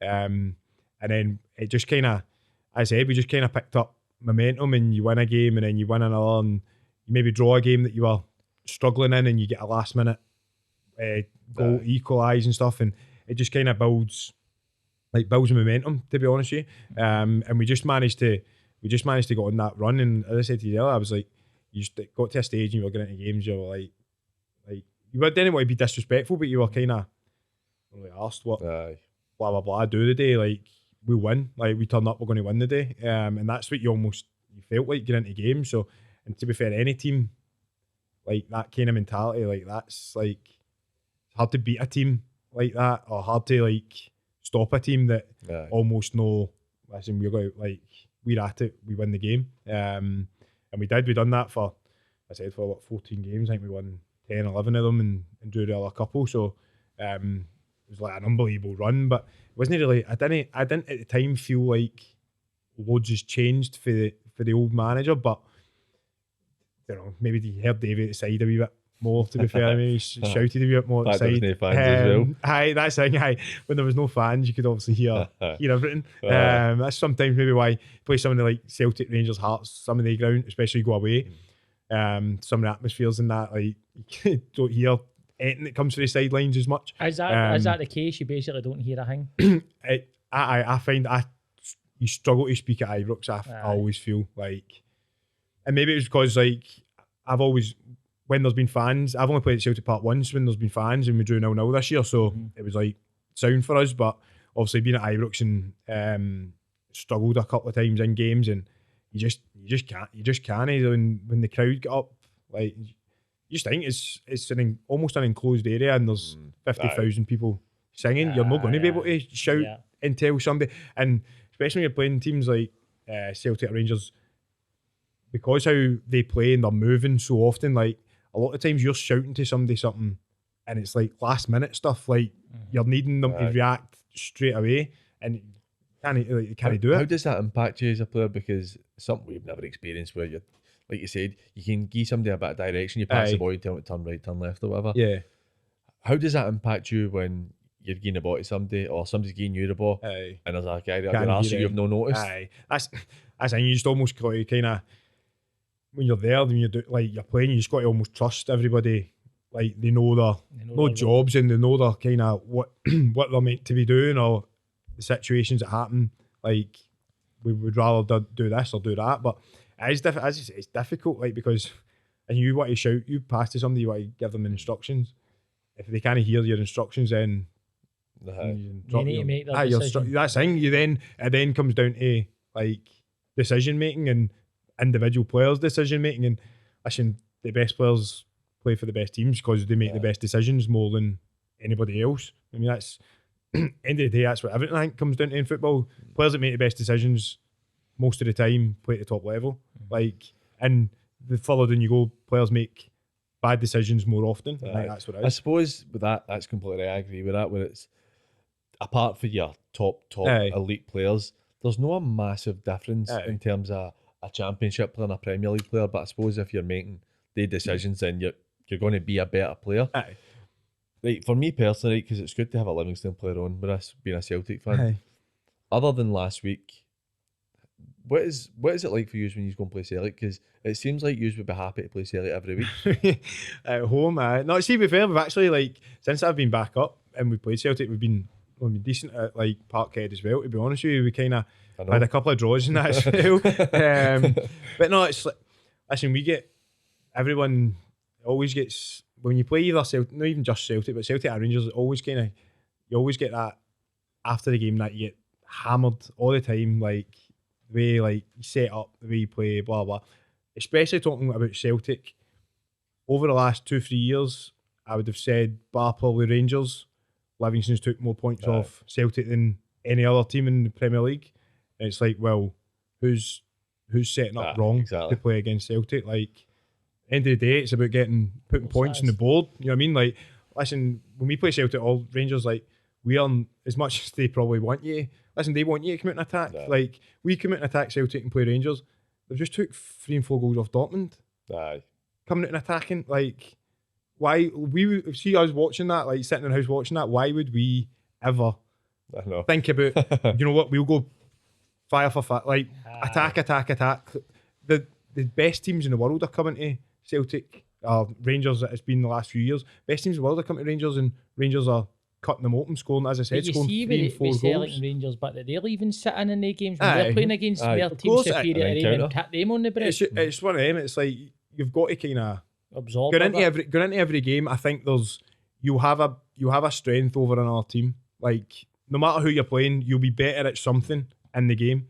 And it's just about trying to, like, when we played Celtic a lot of the time, like, we sat in, and especially when we had Big London, it was like, we know that's our out almost. Aye. Like, London's got the 2 centre halves at Celtic, especially I think it was Julian at the time that London used to do really well against. It was like, we know everyone else, we're solid, we do our kind of jobs. We'll take London v. Aye. Like, we'll And take then- London v Take a Julian. chance, You know what I mean? And then you know as well that set pieces against Aye, Celtic, set that's where plays, you can aye. hurt them. But there's say- the thing. But there's the thing that Nicky said away earlier in the episode. It was like with Stenny, they went to Ibrox, Aye. and you went with 2 up Aye, top aye. and had a Scudded, go, aye. get scudded 8-0. Yeah. But you wouldn't have had people in the paper the next day No. going, fair play to Stenny Aye, for fair going play. for it Aye. and all that. That's And even- then when Livingston then you set up a shape to go and take something for the game, Aye. they get hammered for it. Do you know Yeah. what I mean? Whereas they've done exactly what they've set out to do. Last year, went to Celtic Park. I think it was after the split. After the split, we knew, like, we were only probably a win away from maybe finishing 5th, which had the chance of Europe. So we did go and try and have a go at Celtic Park, and we lost 5-0. Aye. Aye. And it, So what, like, you know, when you have experiences like that, and then you have experiences where, you know what, we sit in here, make it hard for say, like, listen, nobody's going to thank you or think that was brilliant to watch, but you take a point from it. It's like, well, course. what would you? part of the issue I think you have is that It's never most. been easy for No. Rangers going to live Aye. on that But either. what ever. you hear, particularly in this country, particularly us being for the West, is it's Celtic and Rangers dominated Aye. the media and the fans and everything you hear on social media. So that's who moans about it. Aye. Oh, they sat in, you're like, Aye. but who cares? Because we're talking about the physical side, but you're going and winning headers. Aye. Kind of doing that against Celtic. I mean, Celtic had one of the best results ever against Barcelona. Aye. 18% of the ball, Aye. and then Big Van Aye. Dijk scores a header, and then we get a long ball and Tony Aye. Watt scores. Nobody moaned about it then. That's the thing. It's like, as well, I think you obviously get a kind of, I don't mean bad press or whatever, but people say like the way living, like, big physical, like the way they play, they usually see you for 4 games a season. Yes. Aye. Nobody's watching Livingston v St Mirren. Nobody's watching Livingston v Ross County. Like, we get that reputation. I think it's, listen, when Livy first came into the Premier League, they were massive. Like, everybody was massive. Look at our team now. Like, I honestly think we probably have one of the smaller teams in the league now. Like, physical size and Aye, 'cause like midfield. Forrest, Shinnie, and Forrest, you- Shinnie, he's only like, up, he's only our the big midfield guys. 3 of Holt, Pittman, and Omiyonga. Aye, They're aye, toy. it's not. Aye. You're They're tiny. right. It's no. And I've not it's even just looked at it's just a kind of, I think it's just a perception, just because, as I said, the teams, they watch you when you play, say, like a Rangers. Like, that's when teams see you, when people see you, and then they judge you on that. And it's like, well, as we kind of explained, like, well, we're not going to be, we're not going to try and come out and attack you, because the best teams in the world attack you and you score 3 and 4 goals past them. So, you know, what I mean, what we going to try it for? You know what I mean? 100%. It's horses for courses, isn't aye. it? You've got to do it. But we mentioned it earlier.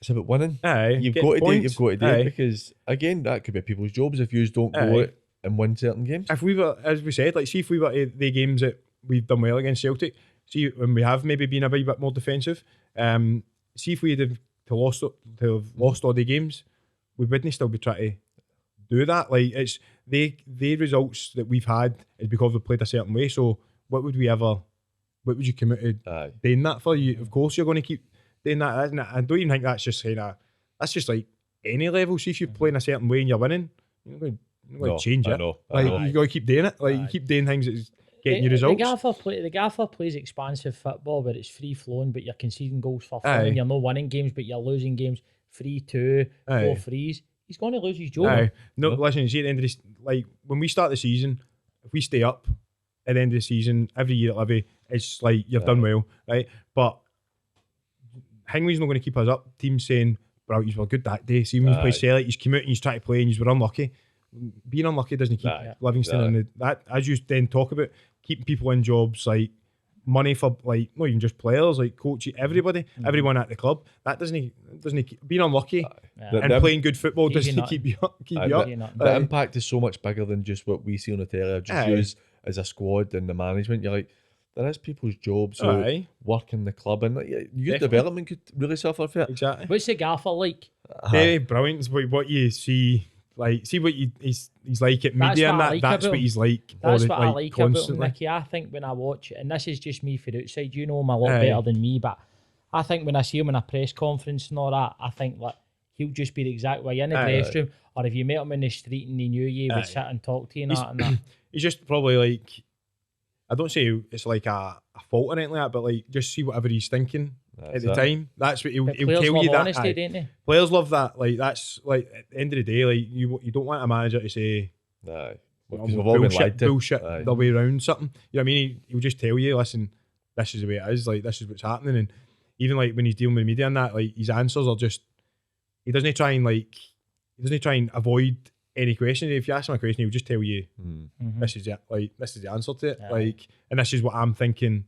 Like, this is what I'm thinking right now. He'll not try and like sugarcoat things and make it better. And as you said, I think boys, like most players, like would rather that. Most players just know, this is where I stand. This is what's happening. Like, you either deal with it or you don't. Almost. I think he's proven that he's a very good manager and very, because he's hands on, isn't he? I don't think he probably doesn't get, see, just because of how upfront and honest and everything that's whatever the background of it, he probably doesn't get the credit for the actual coaching side of it and the management side of it.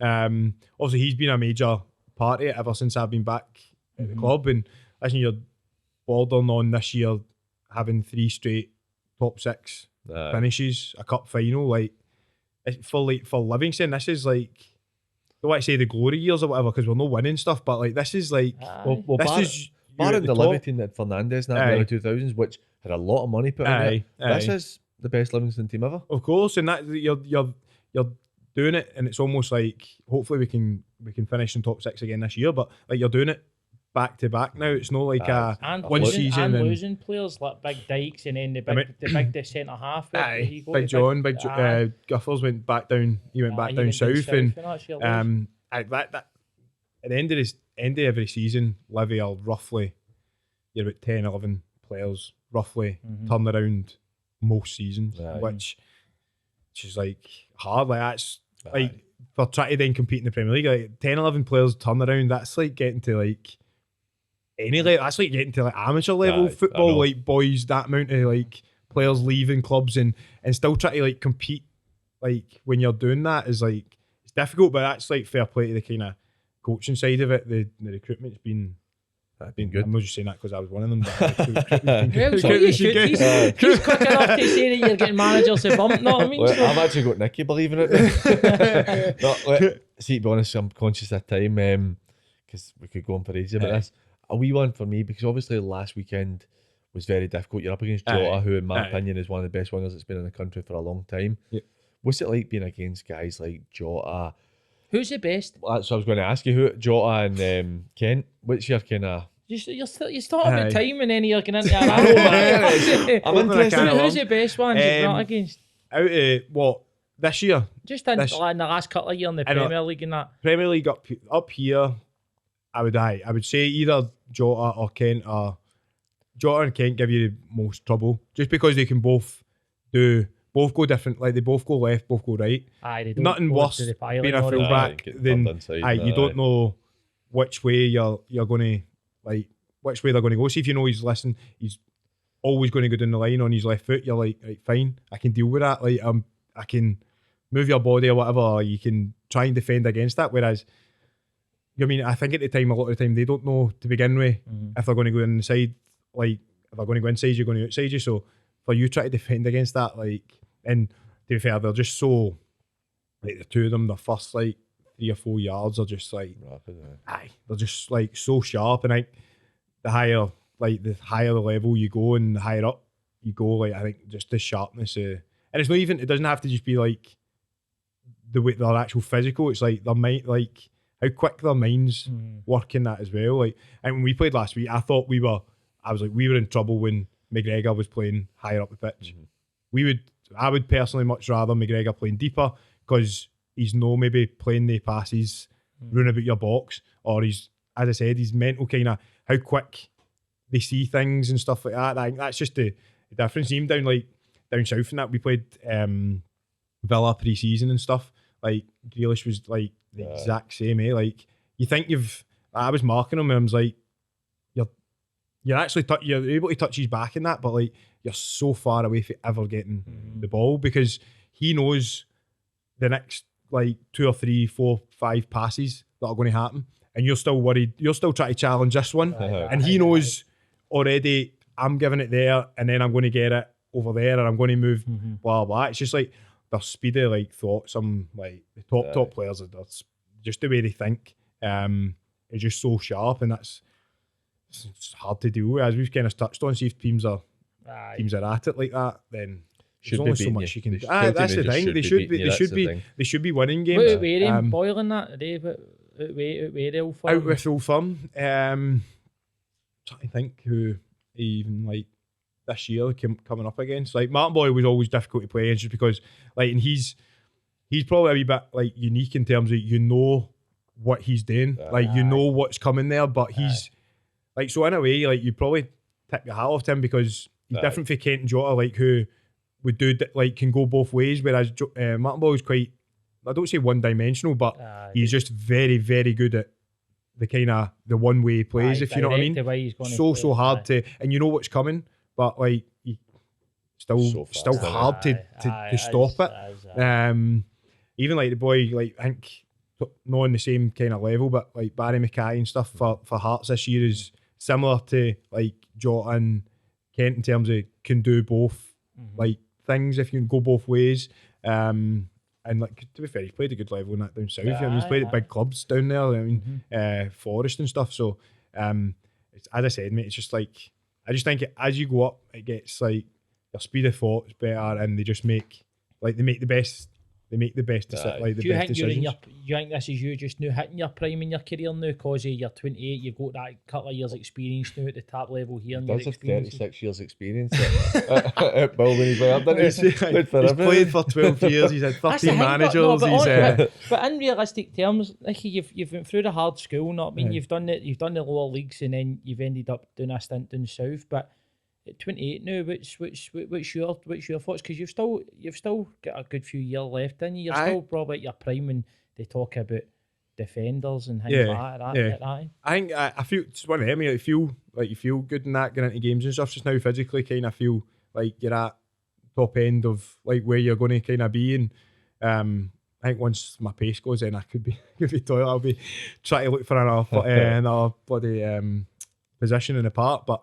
No, I like feel like good in that in games, and listen, as you said, 28, but probably close to.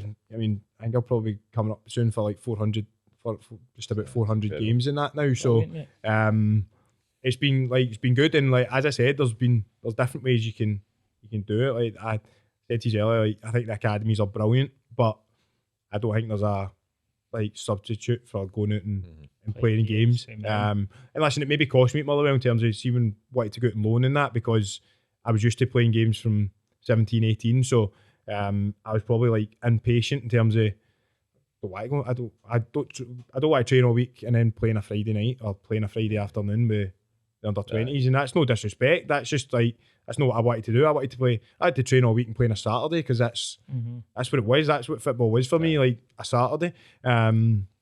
So listen, I think there's, as I said, there's different ways to kind of go about it. But for me, like the amount of games I played early on has helped me now, in terms of experience wise. And hopefully there's still a few more games to go. Everyone in Livy will say I'm angry. But only like at certain points, and it's not even like an anger kind of. It's just like if we don't play as well as I know we can. Like, I'll never like shout at people in that for doing something that like, or not doing something that I know they can't. Well, they're not capable of doing. The only time like I would ever probably like lose my cool or have a go in that after the dressing room is when you come away for like the standards, like you say, like I'm big on, even like during the weekend training that, I'm big on like you set standards and then we don't like come off that. And that's for me one of the biggest things I learned probably from Marvin last year is like you get your standards and like you don't ever, anytime you come off the standards, then anybody, like it doesn't have to be captain, anybody's more than like should well within their rights to have a go at that. Like because standards is the biggest thing. Like see when you start dropping your standards, even in training and that, wee things, but it'll start eating away, and then it comes into a Saturday and boys are dropping standards, whatever they're doing Saturday.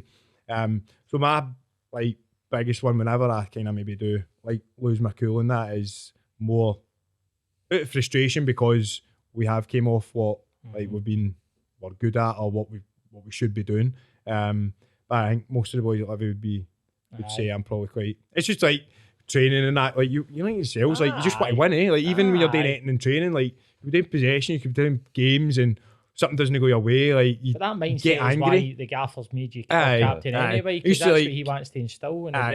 Whoever has to do the like small sided games at Livy, whoever's like refereeing that, like I can't like even like that, I can't help but shouting like, and it's one of the coaches or that, and they're just like, it's that ball, it's his ball, it's a foul, it's not a foul, but you just kind of give, you're giving them it, but it's like you just can't like help, like you almost help yourself. It's like Gary Holt used to do it a lot of the time, and many times I found myself after training like not apologising, but like saying like I shouldn't have like shouted and that, but like just one of them, you get in your just want to win, eh? Like, and as you said, it doesn't really matter what kind of like anything you're doing. You could be playing with cards, whatever it is, like anything your day table, anything. You just want to win, eh? You just some people think you just have that kind of mentality, and I think that's a big thing. It came from being involved at like men's stuff from very early. You just kind of get that end of the day winnings all it.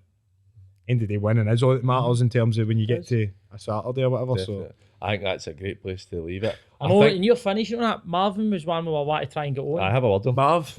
Yeah, Marv's good. Marv's really good. Well, I want to get into the racism thing, Nicky. So if you could put in a good word for us, that would be. I will. Be good. Marv's good. Marv's really good. To be fair, you'll be more than Marv will be more than happy to like do that. Nicky's been brilliant. Look, it's run a fair bit longer than we normally go, but we don't get the opportunity to speak to somebody like yourself very often. I think we could have went for another hour at least. It was brilliant, Nicky. Can't thank you enough, mate. Really appreciate Nicky, it. Thank you very much. Thanks for having us. Thank you. Hope you've all enjoyed it. Great to listen to a guy playing at the top level in our country. And as always, like the episode and subscribe to the channel. It means a lot to us and it helps us out a lot. So thanks for watching. Cheers.